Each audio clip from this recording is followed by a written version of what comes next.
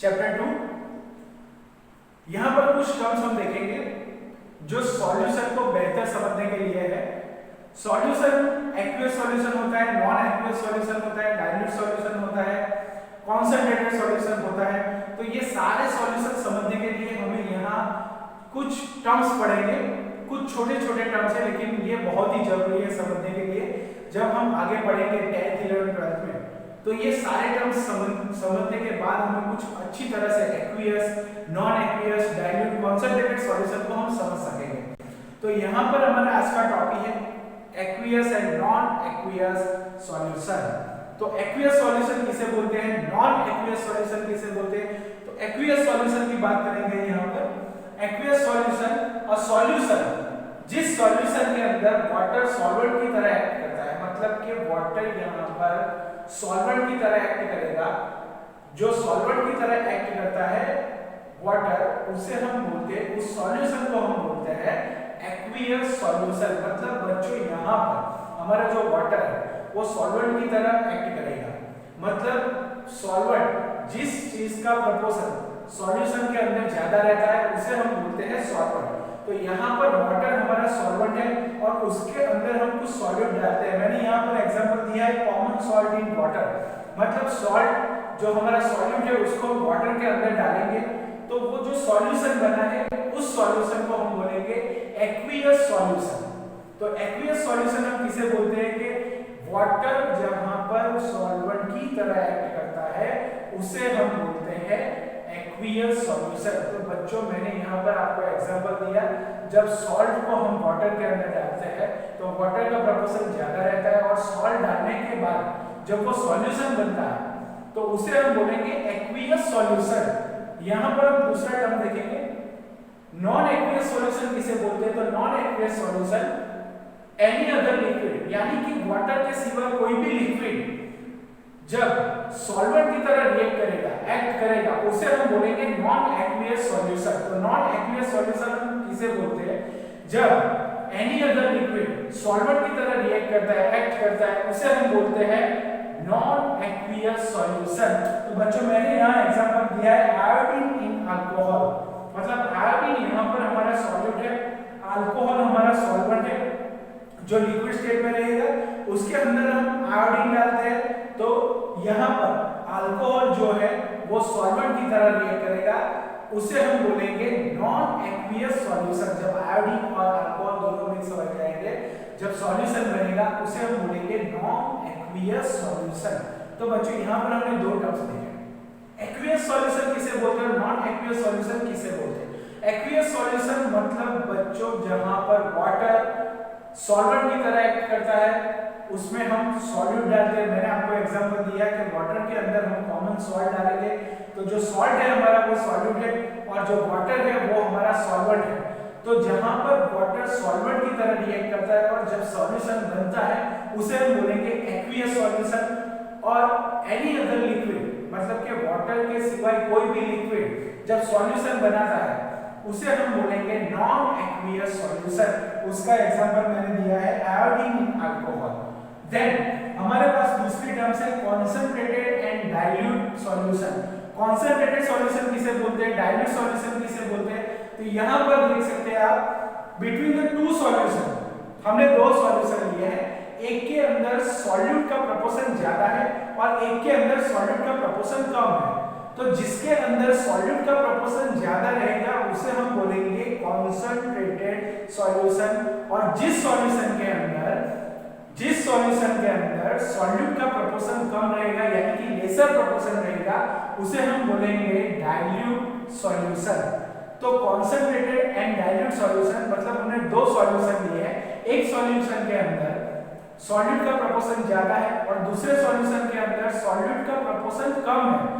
मतलब जिस चीज के अंदर सॉल्यूट का प्रपोर्शन ज्यादा रहता है उसे हम बोलेंगे कॉन्संट्रेटेड सॉल्यूशन और जिस सॉल्यूशन के अंदर सॉल्यूट का प्रपोर्शन कम रहेगा उसे हम बोलेंगे डाइल्यूट सॉल्यूशन। तो बच्चों यहाँ पर हमने चार टर्म्स दिए, ये बहुत ही जरूरी है हमारे समझने के लिए कि सॉल्यूशन के अंदर aqueous solution, non aqueous solution, dilute, concentrated solution, ये सारे सॉल्यूशन हम किस तरह से समझ सकते हैं। तो यहाँ पर हमने 4 टर्म्स देखे, उसमें पहला टर्म देखा एक्वियस सॉल्यूशन। तो एक्वियस सॉल्यूशन हम किसे बोलते हैं?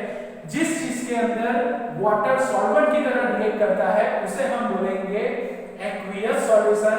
एंड एनी अदर लिक्विड, आप दूसरा कोई भी लिक्विड ले लो, उससे हम जो सॉल्यूशन बनाएंगे उसे हम बोलेंगे non aqueous solution. Then dilute solution and concentrated solution. तो हमने यहाँ पर दो सॉल्यूशन लिए हैं, एक सॉल्यूशन के अंदर सॉलिड का प्रोपोर्शन ज्यादा है, एक सॉलिड के अंदर प्रोपोर्शन कम है। तो जिस चीज में सॉलिड का प्रोपोर्शन कम रहता है उसे हम बोलेंगे डाइल्यूट सॉल्यूशन, और जिस चीज के अंदर सॉलिड का प्रोपोर्शन ज्यादा रहेगा उसे हम बोलेंगे कंसंट्रेटेड सॉल्यूशन। तो यहाँ पर ये 4 टर्म्स हमने कंप्लीट किए।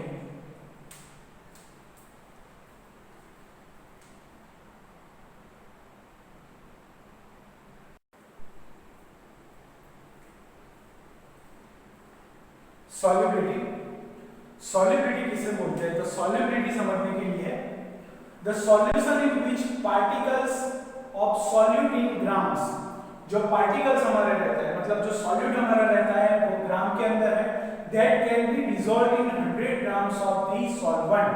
मतलब यहाँ पर हमने एक बीकर लिया, बीकर के अंदर हमने यहाँ पर जो सॉल्वेंट है, ये सॉल्वेंट हमने यहाँ पर लिया 100 ग्राम, और उसके अंदर जो सॉल्यूट डाला ये हमारा सॉल्वेंट, और ये हमारा सॉल्यूट। उसके अंदर हम जब सॉल्यूट डालते हैं गिवन टेम्परेचर पर to form a saturated solution is called solubility. तो सॉल्युबिलिटी हम किसे बोलते हैं? The solution in which particles of solute, मतलब जो पार्टिकल्स होते हैं किसके? Solute in gram that can be dissolve in 100 gram of solvent. मतलब 100 ग्राम सॉल्वेंट के अंदर हम सॉल्यूट डालते हैं, उसे हम जो टेम्परेचर पर डालते हैं उसे हम उसकी बोलते हैं सॉल्युबिलिटी।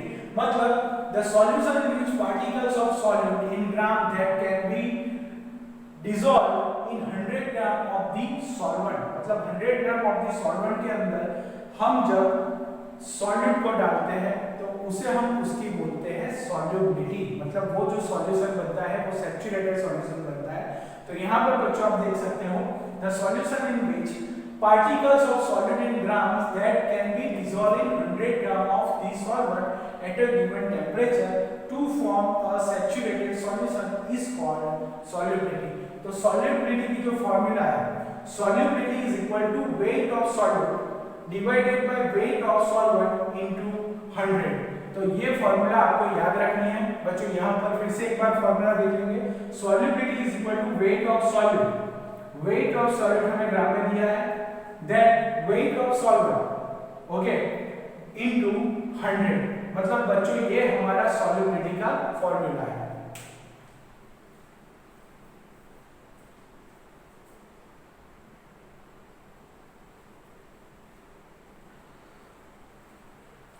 बच्चों सॉल्युबिलिटी का टर्म्स हमने देखा, अब उसके सॉल्युबिलिटी के टर्म्स के ऊपर से हम थोड़े इलस्ट्रेशन देखेंगे। यहाँ हमारा फर्स्ट इलस्ट्रेशन है, उसका वैल्यू कुछ इस तरह से है 2.5 gram of solute, 2.5 gram of solute, मतलब हमारा यहाँ mass of solute,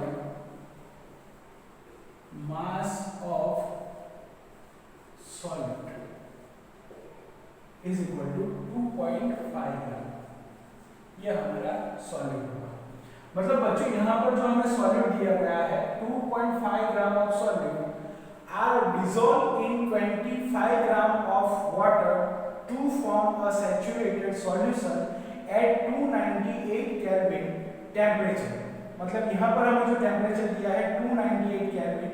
find out the solubility, मतलब हम यहाँ पर सॉल्यूट की सॉल्युबिलिटी कितनी है वो फाइंड करनी है। तो फिर से एक बार क्वेश्चन को अच्छी तरह से समझ लो। क्वेश्चन को जब आप अच्छी तरह से समझ जाओगे आंसर अपने आप निकल आएगा। तो बच्चों यहाँ पर आप देखिए 2.5 gram of solute are dissolve in 25 gram of water, मतलब हमारा जो सॉल्यूट है वो रहेगा 2.5 ग्राम और हमारा जो सॉल्वेंट है यहाँ पर रहेगा 25 ग्राम। तो डेटा यहाँ हम लिख देते हैं मास ऑफ सॉलिड 2.5 ग्राम सॉल्वेंट ये रहेगा हमारा 25 ग्राम। तो बच्चों यहाँ पर हमें दिया है 2.5 gram of solute are dissolve in 25 gram of water. मतलब यहाँ पर 2.5 ग्राम कोई सॉल्यूट दिया है, उसे हमने वाटर के अंदर डिसॉल्व किया है। कितना वाटर है हमारे पास? यहाँ पर 25 ग्राम वाटर है, उसके अंदर 2.5 ग्राम हमने सॉल्यूट डिसॉल्व किया है। तो यहाँ पर जो हमने सॉल्यूट डिसॉल्व किया है, गिवन टेम्परेचर 298 केल्विन टेम्परेचर दिया गया है। फाइंड आउट द सॉल्युबिलिटी, मतलब यहाँ पर हमें सॉल्युबिलिटी फाइंड करनी है। तो सॉल्युबिलिटी फाइंड करने के लिए हमारे पास फॉर्मूला था, सॉल्युबिलिटी इज इक्वल टू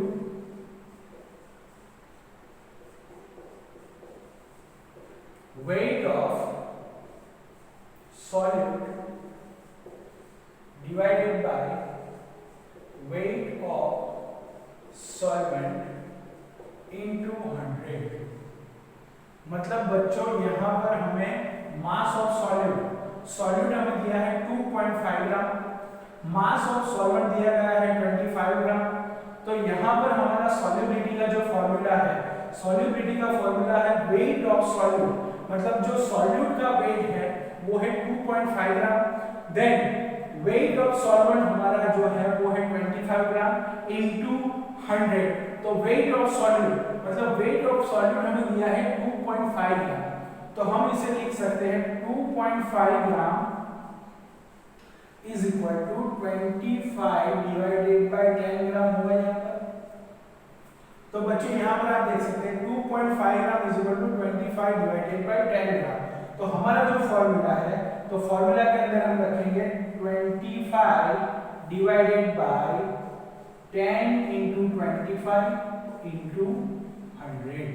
तो बच्चों यहाँ पर आप देख सकते हैं वेट ऑफ सॉल्यूट हमें दिया गया है 2.5 ग्राम, मतलब 2.5 दिया है, 2.5 मतलब 2.5 हम यहाँ पर लिख सकते हैं 25 डिवाइडेड बाय 10 ग्राम।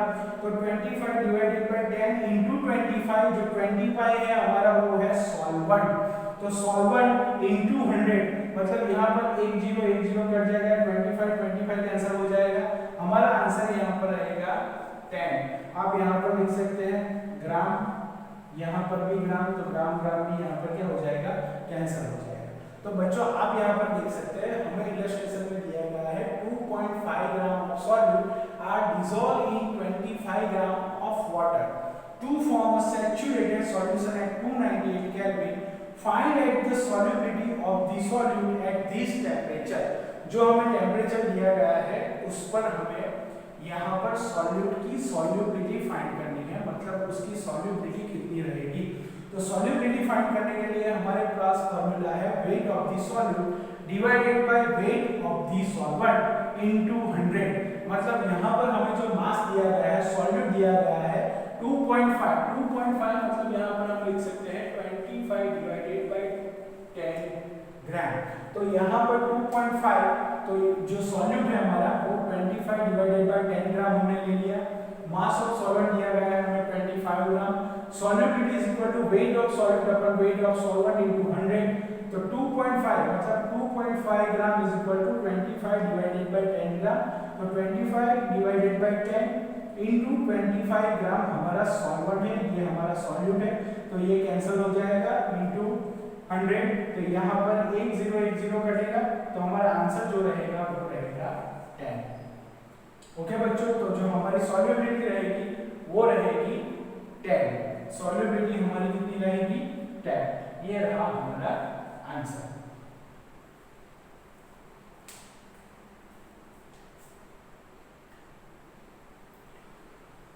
बच्चों यहाँ पर फिर से एक बात देखें, अगर mass of solid is equal to 2.5 gram is equal to 25 divided by 10 gram.